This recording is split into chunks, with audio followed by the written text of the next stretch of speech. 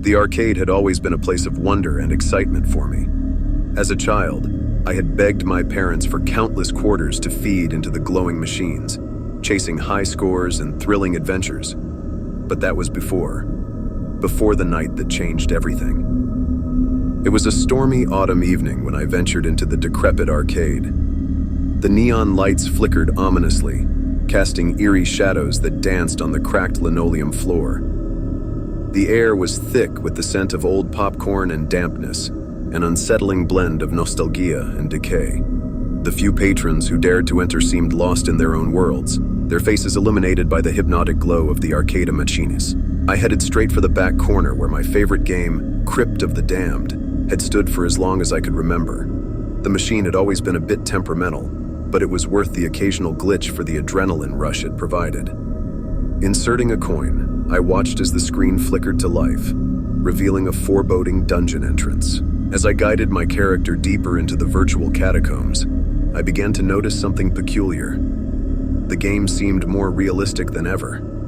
The faint echoes of dripping water reverberated through the speakers, and I could almost feel the cold, clammy air. My heart raced as I delved further into the dark abyss, the line between the game and reality blurring. Suddenly, I heard a faint whisper, like a distant chant in an ancient tongue. My character's torch sputtered, casting long, disorienting shadows that seemed to stretch and contort in unnatural ways. Panic set in as I tried to navigate the labyrinthine passages, the eerie whispers growing louder and more insistent with each step. I rounded a corner, and there it was, an altar adorned with sinister symbols and a flickering candle. My character was drawn towards it, as if compelled by some malevolent force. I desperately tried to regain control, but my inputs were ignored, and my avatar knelt before the altar. The whispering grew deafening, an otherworldly cacophony that seemed to seep from the very walls. I watched in horror as my character's virtual hands reached into the candle's flickering flame. The screen erupted in a blinding burst of crimson and darkness, and the arcade itself seemed to shake with a violent tremor. When the chaos subsided, I found myself back in the dimly lit arcade, the Crypt of the Damned machine now eerily silent and dark. Panic coursed through me as I realized that something had gone horribly wrong. My hands trembled as I fumbled for my phone to call for help, but it was dead, the battery drained. Desperation led me to approach the other patrons, but they were no longer engrossed in their games. Their vacant eyes stared ahead, unblinking, their skin pallid and clammy. It was as though they had become part of the arcade itself, trapped in a nightmarish limbo. Terrified and alone, I made my way to the exit, but the heavy metal door refused to budge. The neon lights overhead flickered once more, revealing distorted reflections in the cracked mirrors lining the walls. I glimpsed grotesque, shadowy figures lurking just beyond the glass, their features twisted into macabre grins. As the realization sank in that I was trapped in this haunted arcade, I couldn't help but wonder if I had unwittingly become another lost soul, condemned to spend eternity in this nightmarish game. The whispers continued, echoing in my mind, promising an eternity of darkness and despair. And so, I remain here, a prisoner of the Crypt of the Damned, my screams drowned out by the sinister laughter of the malevolent spirits that haunt this cursed arcade.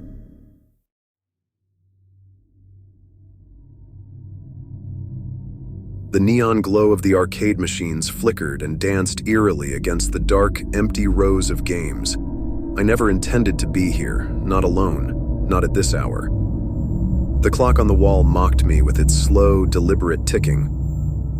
3 a.m. I shivered, regretting my decision to stay after hours at the rundown arcade. It had all started innocently enough. A group of friends and I had gathered at the local hangout spot, the Starlight Arcade, to celebrate my birthday.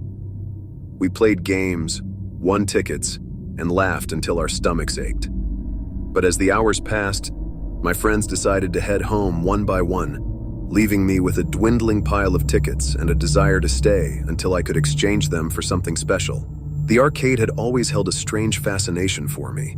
It was a relic of a bygone era, its machines displaying outdated graphics and bearing the scars of countless joystick battles. Tonight, however, It felt different, as if the ghosts of gamers past were silently judging my presence. I approached a vintage pinball machine, its glass surface reflecting my anxious face. The steel ball launched into play, and I watched it bounce and clatter among the bumpers and lanes. As the game continued, a feeling of unease crept over me. The lights above flickered, casting sinister shadows across the room. I shook it off as a trick of my imagination, but my unease grew. I decided to try a more modern game, hoping the sleek graphics and high-energy music would distract me.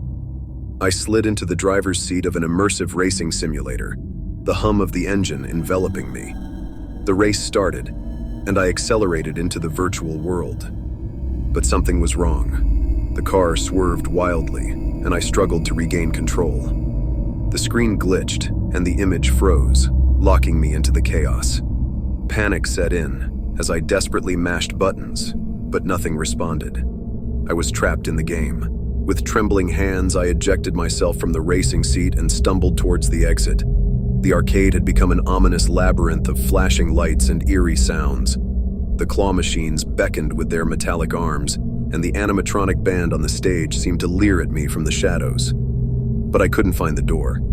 It was as if the layout of the arcade had shifted, confounding my every attempt to escape.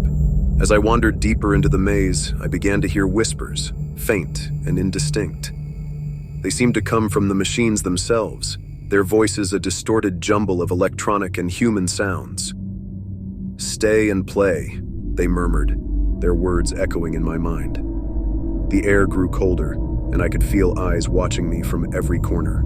My heart raced, and I knew I had to break free. I mustered all my strength and charged towards a door that had appeared out of nowhere. But as I reached for the handle, it dissolved like smoke, leaving me grasping at empty air. The arcade had trapped me, and it reveled in my fear. Hours passed, or maybe days. Time had lost all meaning. I was exhausted, my body trembling from fear and fatigue. And then, just when I thought I couldn't endure any longer, the arcade machines fell silent. The lights dimmed, and the whispers ceased. The nightmare was over. I stumbled out into the pale light of dawn, my eyes blinking against the sudden brightness. The arcade stood there, seemingly ordinary in the morning light, as if nothing had happened. But I knew the truth. I had been a prisoner in a place where nostalgia and horror intertwined, where the games played with more than just quarters. They played with my sanity. I would never forget the night I got stuck in the arcade, a night I would carry with me forever, a night when the games came alive with a thirst for my soul.